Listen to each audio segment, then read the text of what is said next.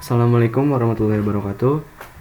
Di sini saya akan menjelaskan tentang program, tentang katalog suatu penjualan komik, dan ini juga pengembangannya bisa dibuat sebagai program penjualan komik gitu ya. Ini hanya baru katalognya saja untuk sebagai contoh dari pemrograman OOP. Di sini menggunakan teknik penulisan OOP atau yang biasa disebut dengan Object Oriented Programming. Dan di sini saya menggunakan bahasa pemrograman PHP. Kenapa saya bisa sebut ini sebagai OOP? Karena yang pertama di sini ada class. Class itu adalah blueprint atau template untuk membuat instance dari objek. Class juga bisa mendefinisikan objek, lalu menyimpan data dan perilaku yang disebut dengan properti dan juga method. Gitu.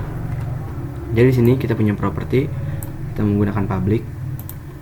Di sini propertinya ada judul, penulis, penerbit, dan juga harga. Nah, ini adalah nilai default dari si propertinya itu. Lalu di sini ada method atau function dari suatu program. Di sini kita menggunakan special function atau bisa disebut juga sebagai magic function, yaitu construct nama functionnya. Jadi ini adalah variabel lokal si functionnya, bukan variabel si property. Gimana caranya biar kita bisa memanggil variabel property ke dalam variabel lokal?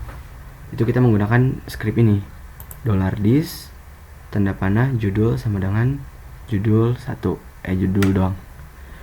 Nah, $judul ini adalah variabel si function dan seterusnya itu.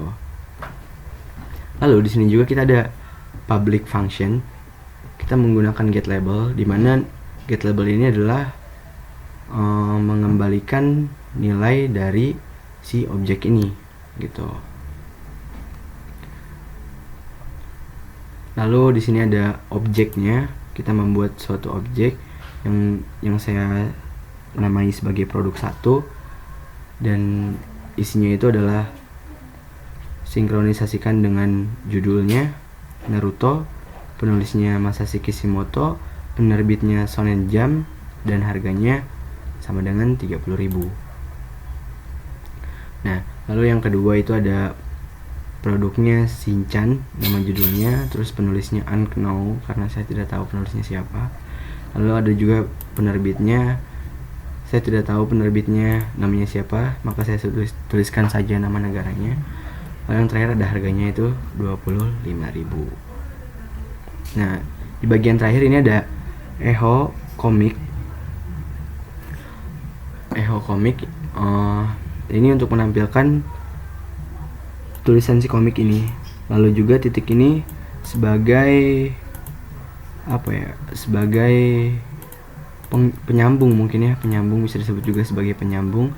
Jadi Eho Comic dan juga Eho produk 1 getLabel. Nah, getLabelnya ini langsung sinkron ke function getLabel.